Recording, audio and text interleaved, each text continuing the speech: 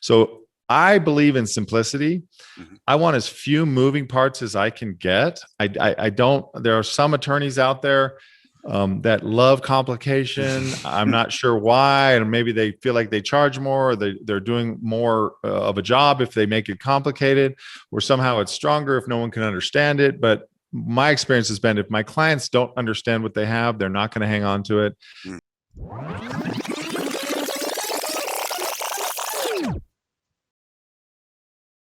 All right, everybody, welcome back to another great episode of the Richer Geek. We're welcoming Douglass Lodmell, and we're excited to have him on, and he's going to talk about some asset protection. I know a lot of you are asking questions about when and where and how and all of that. So welcome, Douglass. How you doing? Thanks, Mike. I'm doing great. Good. You staying out of the heat?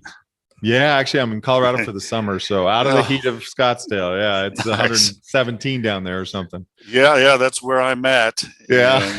And, I still golf in the heat, but boy, you're crazy. Well, that's what they or say. committed. I'm both, I think. Yeah. But I did just get back from a vacation in Wisconsin golfing. Oh, nice. So that was nice. But that is when I appreciate the dry heat. Yeah, right. Yeah, Arizona's not so bad, really. It's not. So anyway, we're going to talk about asset protection. Tell us about yourself and your firm and what you guys do. Sure. I'm the managing partner of Lodmell Lodmell. We're an asset protection law firm. That's all we do is asset protection. We've been doing it for since 1997 to almost 25 years now. My partner is my father, Gary. He really started this. And, we focus on helping people protect their assets, primarily from lawsuits, but, it really is almost anything that could affect your wealth. Mm-hmm. We've worked with a lot of real estate folks. We work with a lot of entrepreneurs, a lot of business owners, and there's lots of nuances to all of it. Over the past 25 years ago, we said, I'm an asset protection attorney. People really didn't even know what that was. Mm-hmm. I mean, it was really like, okay, what does that mean? Today, everyone knows what it is. And asset protection has really kind of come of age. It's a thing now. The problem when something kind of hits that tipping point is that the amount of misinformation is massive, and filtering through all that can get very confusing if you're the consumer. Mm-hmm. You're trying to figure out what's the wheat and what's the chaff. And so hopefully on this, we can help everybody who's listening really kind of sort out what the real story is with all these different things you hear about, offshore trusts and LLCs and holding companies, and how do they all fit together, and when do you need them? All those things matter, and it's all very confusing until you get it figured out. Well, it is, and even when there's a lot of attorneys out there that can draw things up. Sure, but that's all they do. I'm sitting with a lot of different asset protection things that someone said I needed, and I had, here it is. Yeah. Good luck. Okay. But what can I put, it's like, how does it work? So we're going to, let's first get into, asset protection has been around for a long time. I figure ever since someone made a lot of money, they wanted to protect their assets. Yeah. What was kind of the beginning of when people, I'm sure it goes back to the Rockefeller trusts and all those different things with the FLPs and things like that. But where did it start? Yeah, I mean, that's a really good question. And it's a really helpful thing too, to understand where asset protection came from.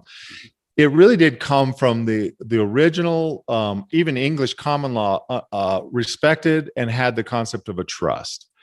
And trusts are very powerful because the Rockefellers and the Vanderbilts and all the families that had wealth, when they gave their money away, the smart ones gave it in trust. And so what they do is they create a trust and they say, okay, this is for my kids, it's for my grandkids, even my great grandkids, but I don't want them to just blow it.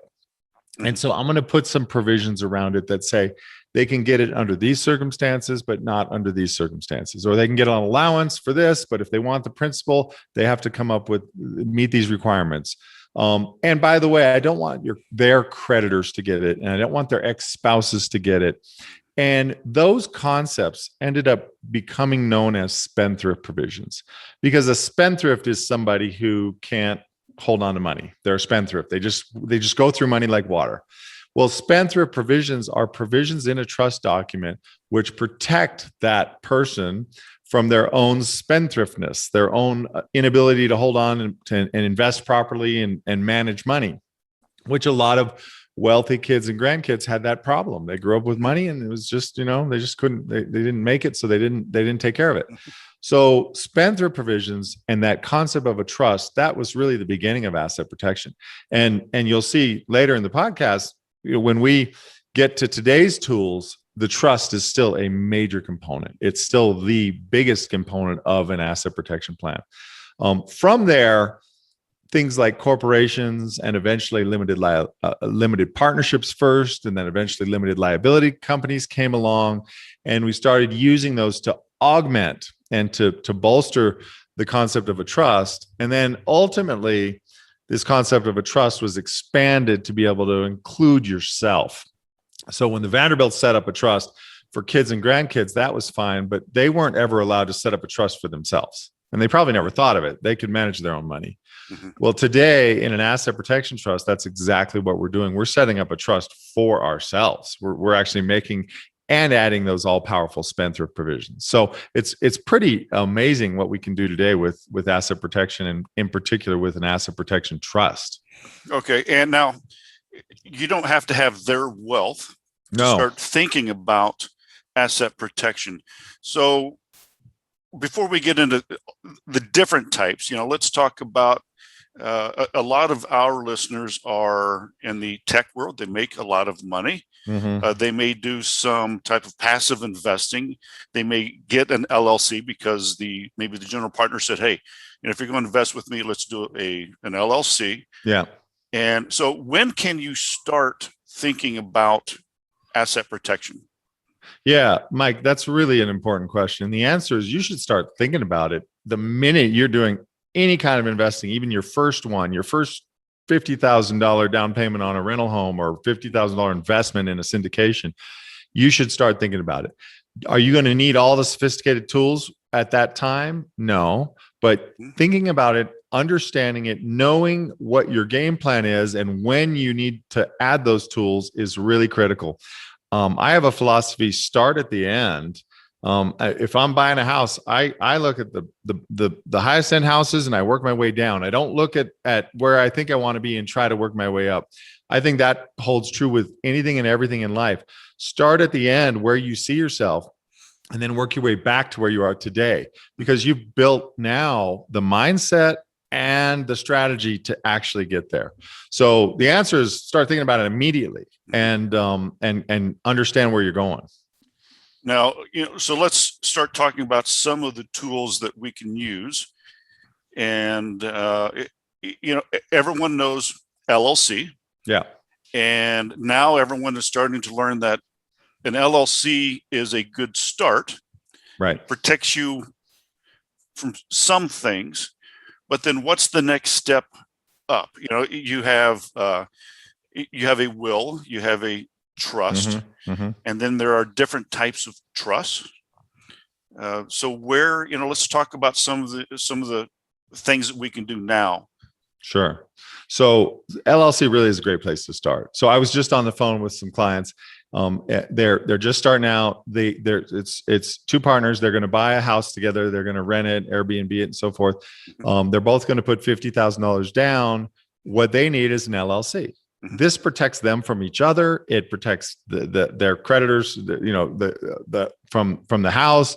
And it's an opportunity to make a really clear agreement about what happens if one dies, et cetera. And because they're each investing $50,000 for a total of $100,000, that's really all they need. They don't need a holding company on top of that. It's going to do all the job they need, and that's where they're going to begin, and that's where a lot of people would begin. Once you get up, let's say that this client does it with another person or on their own, and they start doing 2 or 3 LLCs with $50,000 each in it. Now we start looking at something called a holding company. And a holding company sits on top of the LLC, and can have as many LLCs underneath it as the client needs. And a holding company can be either another LLC, or I actually prefer using something called a limited partnership. Now, a limited partnership has the exact same statutory protection as an LLC, meaning that a creditor can't go in and foreclose on the underlying assets. But it has a distinction between the general partnership interest and the limited partnership interest. And it's a little bit older of a tool. They were around before the LLCs. Even today, a lot of real estate syndication deals will still use limited partnerships because they like that distinction between the general partner, which is the controlling partner, and the limited partner, which is the non-controlling partner. In an LLC, if you want to make that structure work, you'd have to do it through the operating agreement by creating different classes of membership interest. But in a limited partnership, it's automatic. The statute lays it out. And there's a principle in law. You always want to use something statutorily if you can, and then if you can't, then you draft it. So and when we get to the third tool, which is that asset protection trust, the limited partnership is ideal. And that's really why I like it, is because, again, if you're starting at where you're going to end up, which is with an asset protection trust at the top, then the holding company being a limited partnership is better, in my opinion. It works better. And I use a specific jurisdiction for that holding company. I like Arizona because of the laws there, because of the maintenance requirements there, which are almost none, and because of some of the unique pieces of a statute, again, mainly connected to how we connect that asset protection trust. So I would, that's kind of the LLC, then the holding company is the next step. So once you get into, for instance, if our listeners get big enough, I have 2 hotels, a dozen homes, it's a multifamily. Once you start getting, now you have $15-20 million worth of assets. You have liabilities that are different in the hotels than they may be in the homes. That's where the asset protection trust comes in. Or is there something else now that we need to? I want to protect myself from someone slipping on the sidewalk, or doing something like that. But I also want to protect my family, my personal wealth, my homes. Is that where we get into the different type of trusts, or do we need to then get into maybe an FLP, that type of limited partnership? Yep. Yeah. So that's, again, really good point. So the LLC, the holding company, the limited partnership, I call it an asset management limited partnership, but it can be used exactly like a family limited partnership, which is the FLP you mentioned.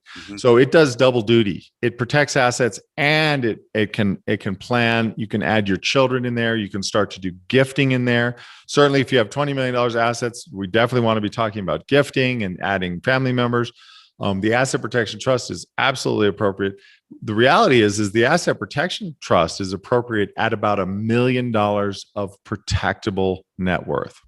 So you might have $5 million of assets, $4 million of liability. That means you have $1 million of net equity. So we start adding that asset protection trust when we hit that $1 million of net equity. So not just the gross value, but the net value after you subtract the debt. And then the limited partnership definitely before that. And in my school of thought, that limited partnership is the holding company. So I believe in simplicity. I want as few moving parts as I can get. There are some attorneys out there that love complication. I'm not sure why, and maybe they feel like they charge more, or they're doing more of a job if they make it complicated, or somehow it's stronger if no one can understand it. But my experience has been, if my clients don't understand what they have, they're not going to hang on to it. They're going to get pushback from their CPA. And in a legal sense, there have been cases where judges have looked at things and just said, no one in their right mind would do something this complicated. I can't understand it. I'm throwing it all out. I'm going to just pretend it doesn't exist because it's just too complicated. So I'm not a fan of unlimited complication. I'm actually a fan of simplicity. As few LLCs as we need, one holding company, unless we need a second one, and that's rarely do we need a second one, and then straight to the asset protection trust. So let's focus on having the strongest tool at the top and get that in there sooner rather than later, and not, layers and layers and layers of complication. Your CPA will thank you, by the way, because we're talking about, in most cases, just one tax return. Because if you make an LLC a single member, and that single member is the holding company, that LLC is disregarded for tax purposes and doesn't have to file its own tax return. Yeah, it's funny. I have, personal situations where you go in and buy a hotel, and then I'm like, so how many LLCs do you want me to have? Right, exactly. Okay. Wait a second. You have one that holds the loan, and then you have one where the limited partners, and then mine, and then the management company LLC, right. and they're all owned by the holding company. And then it's, even the bankers are like, okay, I'm going to have to. They don't understand it. They're going to have to draw a tree. Yeah. To see where all this is. And yes, and you will, listeners, like the simplicity, because when you get the CPA bill, and you're like, okay, and they're like, oh, well, you have all these LLCs, and right, we got to do it. We have to do it. Right. Now, when we get into trusts, and then FLPs, and the different ways of the protection, what can I put in my assets? There's one theory out there that says, like, within the FLP, there can't be any loans attached. So it's only things that are maybe like paid off that you can protect.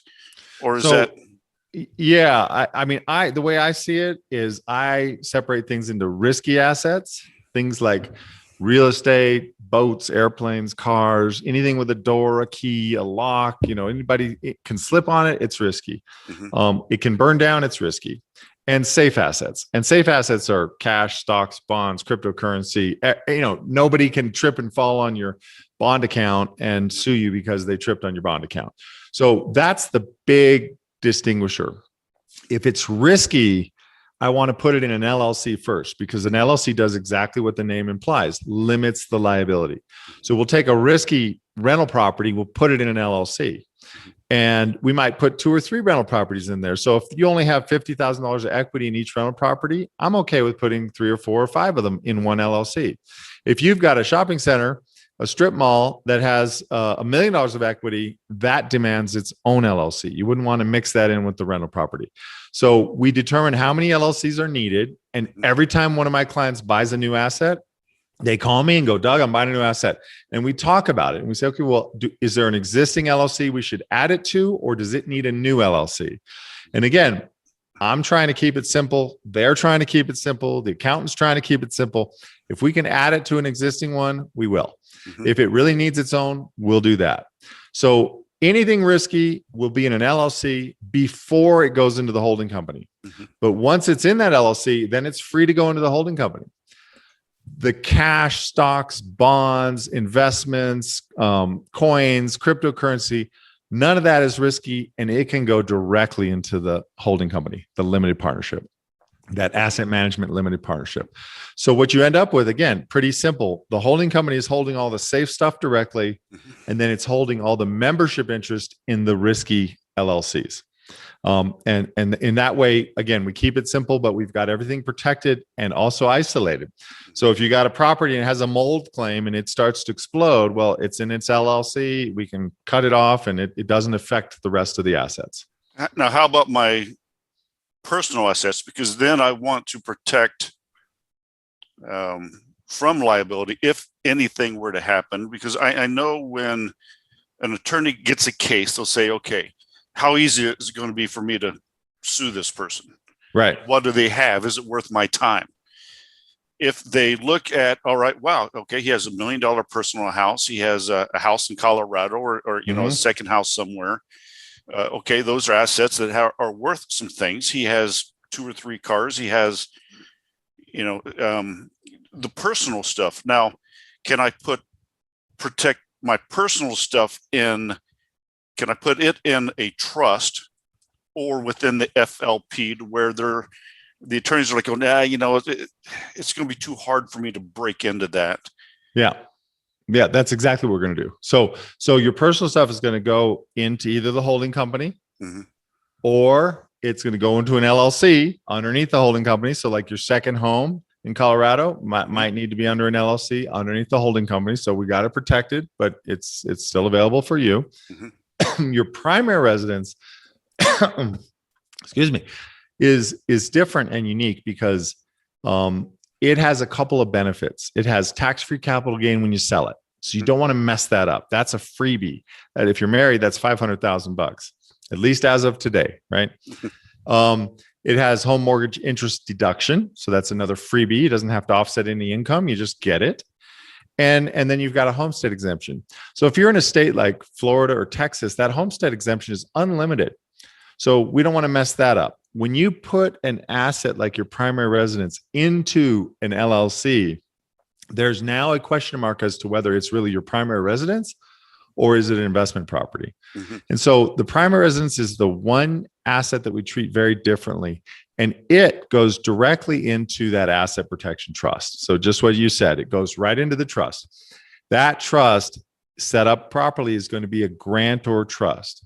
And what that means is that it does not affect those three benefits we just talked about: the tax-free capital gain, the home mortgage interest deduction, and the homestead exemption. But we're also protecting the equity in the home. So where I run into this a lot is California. Everybody's got a ton of equity because the property has gone up there. I mean, a little tiny 3-bedroom home is, $1.5 million. So everything is very expensive there. And so people end up with a lot of equity in their primary residence, not knowing how to protect it. Well, we protect it with that asset protection trust. And in particular, a type of asset protection trust called the bridge trust. And we can talk about that if you'd like. Sure. Absolutely. We're wanting to talk about all the things that, and we can talk about the bridge trust. Now, what is the mortgage companies? How are they going to say, well, wait a minute, you just put something in a trust and, can you do that? And Yep. So that's a really good question. So, when revocable living trusts first came out in the 60s, they became really popular, again, especially in California, where there's statutory probate fees for lawyers that start at 3%. Mm-hmm. And so people wanted to put all their assets in these revocable trusts. And when they started putting their homes in there, the bank said, oh, no, you can't do that. And they said, well, why not? It's just a grantor trust. It's the type of trust where I'm not really changing anything. It's still mine. And so what happened is that Congress actually passed an act called the Garn-St. Germain Act. And what that says is that a bank cannot resist or object or call your loan if you put it into a grantor trust. So putting your home into the bridge trust does not trigger your mortgage clause at all because of Garn-St. Germain, because it's a grantor trust. And that's important. Also, your investment properties, they might have the mortgages on them. And so some people will call me and they'll already have 5 or 6 investment properties and they've never put them in LLCs. In that case, Garn-St. Germain doesn't apply because they're not going into a trust. They're going into an LLC. Mm-hmm. So you really have a couple of choices. You ask your bank for permission and you tell them what you're doing. And usually the bank will come back and go, well, great. Yeah, we're happy to do that. But we're going to bump your rate by 0.5% because now it's a commercial loan. Or you just go ahead and transfer it because it doesn't affect the mortgage on the bank still has every right to that claim, to the thing. And yes, you are creating a situation where the bank technically has the ability to call your note. But in doing this in the past 25 years, I have had only 2 clients ever call me and say, hey, the bank objected. And in both cases, the bank ultimately gave the permission. So it's not really been a problem. And most of the time we just recommend clients go ahead and make the transfer into the LLC without worrying about the bank. Yeah, because banks aren't in the business of being landlords, right? So they don't want your property. They don't want your property. And that's one of the biggest questions that I get is, well, wait a minute, my bank, we can't transfer the name into an LLC because my bank will call it due. And I'm like, what are the chances? They want the payment. As long as you're not past due, if you're not making your payment, yeah, for sure. Yeah. But if you're making your payment, they're not even going to look. They won't even know that you made the transfer. And again, even if they notice, all you say is, hey, I've did this for my planning purposes. My attorneys recommended, and then you deal with it at that point. And again, it's very rare that I've had any clients have to deal with that. Yeah, I think the only time that they would ever do it is if the interest rates went up to 12% all of a sudden. Right. Yeah. They start going through saying, who's done and they this? start going through. Yeah. That's possible. Let's all call them due, because Yeah. we don't want these 3.5% loans. That's right. That's right. So let's pray that doesn't happen. Yeah. That's for lots of reasons, for right? lots of reasons. Exactly. Now, something that's very interesting that I know your firm does is offshore protection. Right. Well, before we get into that, let's get into, you said the bridge trust. Well, it's a great segue because they're all connected. Yeah. Okay.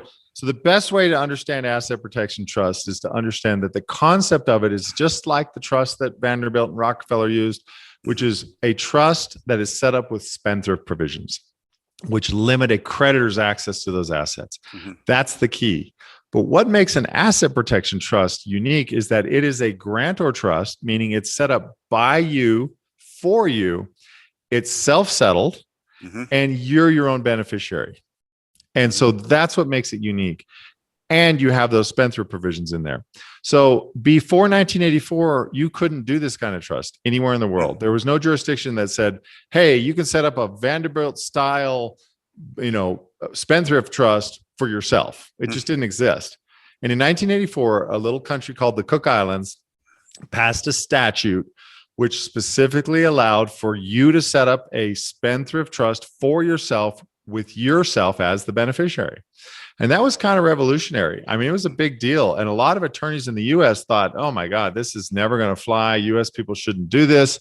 The courts are going to deny that it's applicable here. So it was done only offshore for about 10, 15 years. It was only available offshore. Then in 1989 or 1998, Alaska said, hey, why are we sending all this business offshore? It's just a statute. We can pass a statute allowing for the same thing. So Alaska passed a statute allowing for the same thing. And then Nevada said, well, we're not going to be left behind. We're passing a statute. And Wyoming said, we're not left behind, and Delaware. And so now today we actually have 19 US states that have passed a domestic form of an asset protection trust. So here's where all the confusion lies, Mike. This is the whole deal. And we're going to clear it all up right now. So offshore, when we're talking about an offshore asset protection trust, we're talking about a tax neutral grantor trust, but it is foreign. And so the advantages of it are that when you have a foreign asset protection trust with an offshore trustee in that jurisdiction, the protection is 100 out of 100. It's the highest we can get. It's 99.99%. It's incredibly strong because the trust is offshore, the control of the trust is offshore, and ideally the assets themselves are also offshore in a Swiss bank account. So that's the gold, standard. That's the going to the nth degree in the offshore world.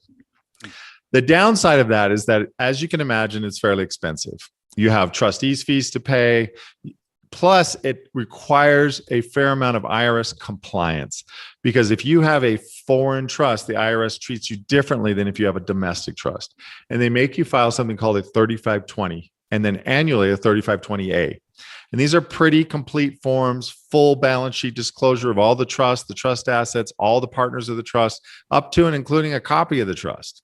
So it's a pretty big deal. And there's no extra tax, but it is compliance. So I tell clients they need to budget at least $10,000 a year to maintain a fully foreign trust. And ideally, you set up an offshore bank account and you'd have at least some, if not most of your assets offshore. Mm-hmm. So that's kind of the one side of the equation.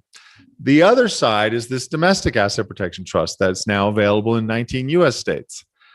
The advantage of that is that it's domestic. So it doesn't have the foreign trust compliance requirements. But you still have to have a trustee in that jurisdiction. They'd still have to be in control of the assets. Mm-hmm. And it's less expensive to set up and it's less expensive to maintain. It's probably only $4,000 or $5,000 a year to maintain that type of trust. However, the downside of the domestic trust is that in the case law since 1998, they haven't held up particularly well. We've had a lot of failures of those trusts. And the reason is that it's still in the US. And we have something called Article 4, Section 1 of the Constitution, which says that the states must grant full faith and credit to the laws and judicial proceedings of the other states. So if you get a judgment in California and you take it to Texas or vice versa, they have to domesticate the judgment. They have to put it in the court system. They have to respect it. If you take a judgment from California down to the Cook Islands, it's worth zero down there. It has no respect. Cook Islands is statutorily prohibited from recognizing a jurisdiction from any other country. So the domestic ones are easier to use, but haven't proven to be as safe. So here's the deal. If you are either exceedingly wealthy and you want to nest egg $10 or $20 million in an offshore trust, that's a good use for an offshore trust. If you have an exceedingly high risk profile and you're really taking a ton of risk, that's another good reason for an offshore trust. But the average investor, entrepreneur, they really don't need an offshore trust, and it's probably much more than they want to pay for and they want to maintain. Mm-hmm. However, the domestic trust isn't really a great option because they haven't worked so well. This is where the bridge trust comes in. And what the bridge trust is it's a hybrid between an offshore and a domestic trust. So it starts its life as an offshore asset protection trust. It's registered offshore, but then it's bridged back. And for the purposes of the US compliance, it's treated as a domestic trust. So it basically gets to be treated with a simple tax equation, no 3520. I make the clients the trustees of that trust, so they get direct control of the trust. And then we have the offshore trust company in a standby role. So it's really kind of the ideal structure. You get all the benefits of the offshore if we have to use it in the 2% of the time that my clients call me, and that really is the right move, is to cross that bridge. The other 98% of the time, we're just treated like a domestic trust, no special tax reporting, no EIN, no tax return for the trust. It's just treated as a simple domestic grantor trust. And so for most of my clients, I'd say 95%, the bridge trust, when they hit that $1 million mark of net equity, is the right choice. And then for about 5%, they meet those other two criteria. They're either wanting to nest egg an amount of money, or their risk profile is so high that we want to just go straight offshore. Where does the bridge trust stack on? I have my LLCs, I have my holding company, I have my family revocable living trust. Revocable living trust. Also, we may have an FLP. Well, the FLP is the holding companies. In our model, we're going to combine them. Yep. So where we put the bridge trust is as the majority limited partner, which would be above and owning the majority, like 98% of that limited partnership holding company, of that asset management limited partnership holding company, which is holding all your assets, all your liquid assets, all your safe assets directly. And then it's also holding all the LLC interests that you have for all the risky assets. So basically, all your assets are in the holding company, and then in turn, all in the trust. So we've got the protection, and then the estate planning trust sits down and off to the side. And then at your death, the bridge trust will look down to the estate planning trust and make the transition and pour into the estate planning trust. Listeners, if you're listening to this is why you have professionals. Yeah. It seems, complicated, like there's a lot of levels, but I know with your decades of experience, it's not, you do it all the time. Yeah. So, listeners, if you are starting to, I know some of our listeners are working full time, but they own a business outside of, and it could be convenience store, it could be exercise facilities, bar, facilities, online business of some sort, online marketing businesses, and they're branching out. That is when you need to sit there and say, okay, how can I protect myself from lawsuits? Because we are in the society of lawsuits. I mean, everyone, that's what people do this for a living. They go around and try to sue. They do. I've had that with multifamily, and it's particular, in the hotels with just silliness. Yeah. But it costs me money. Yeah. Of course. And so I need to know, and the listeners need to know, how can I protect it? So everybody, once you start getting multiples of things, that's when you need to sit there and say, okay, now at first you want the LLC, and then you want at least, is this right, Douglas? You want at least the family trust. Well, yeah. So your revocable living trust, that as your estate plan, you want that and the LLC. Those would be the first two things you'd set up. And the LLC, and then as you grow a little bit, you have to have that holding company. Yep. That protects. That's the big umbrella. Yep. And I would think about that at around $250,000, the holding company. Around $250,000 of protectable. Again, not gross. So you might have $1 million worth of property, but if your equity is not 250, then you're not right quite there. So at about 250 of equity that you can protect, start thinking about the holding company. Yeah, and for those listeners that you may have all of this, is it set up? I'm talking to the listeners. Is it set up properly? I have a bunch of things, but I have no clue what's in it, or if I filled it out correctly, or Right. or if it's in the right order. I just was told by people like Douglas, this is what you need. Pay me this amount, and they give me a 40-page document, and I'm like, okay. Now what? What goes in it, and did I do anything wrong? Exactly. And if you go into a situation where you're being sued, believe me, the other attorney is going to be smarter than you, and he's going to look to see if you did things correctly, see if there's any holes in it. Yeah. So it's very important, everyone, get with Douglas, get with Lodmell, his firm, and just see if you did it right, or get a consultation with him just to see if answer any questions, just to see if you need anything like that.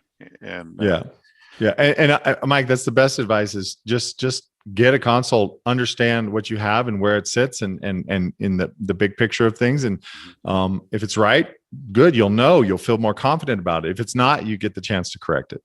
Yeah. Well, Douglas, it's been wonderful having you on. It's been very enlightening and educational. And everyone, I hope you have learned something today. And again, if you have any questions, he is there. Now, if they have questions, how can they find you? What is your website? What is... Yep. So if you go to lodmell.com, LODMELL.com, you can see a lot of videos. There's something called the Key Concepts of Asset Protection down at the bottom of that page. It's a series of videos. I really recommend you watch that. You can also just email me. My name is Doug@lodmell.com. That's my direct email. If you have a question, or if you want to set up a consult, or you can just call my office, 602-230-2014. We're in Scottsdale, Arizona. And but most of our clients are all over the country. We work with anybody in any state. We work all over the country. And I'm happy to give a consult and just help you see where you're at. For Mike's listeners, I won't charge anything for that. So just say, hey, I heard you on the podcast, the Richer Geek, and I'd love to set up a call. So Mike, appreciate it. It's really been nice to be here and great to talk.